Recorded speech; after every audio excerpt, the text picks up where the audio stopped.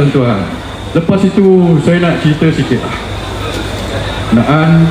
Kenapa saya perjuangkan supaya PAS jadi Perdana Menteri tadi kita dah sebut. Saya ni bebas tuan-tuan tapi saya bebas dan menyokong PAS.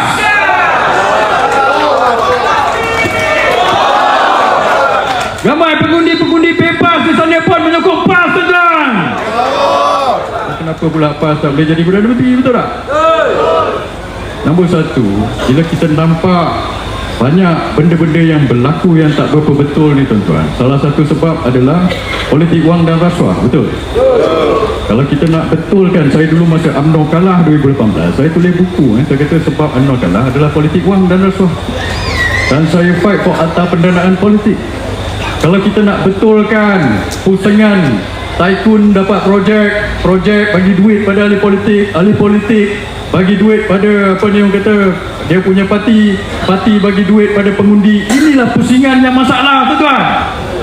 Kalau kita nak pecahkan pusingan ini, kita kena ada satu kerajaan dan satu Perdana Menteri daripada parti yang tidak ada rasuah atau paling kurang rasuah, dan parti itu adalah PAS.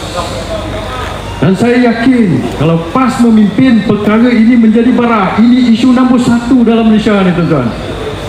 Sebab itu kadang-kadang kita tengok kenapa bila diorang ini jadi kerajaan, dia tak jaga kepentingan kita.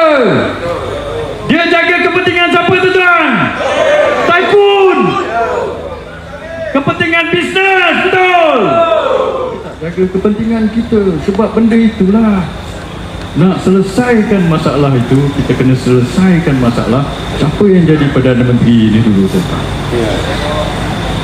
Yang kedua, kenapa PAS perlu jadi Perdana Menteri?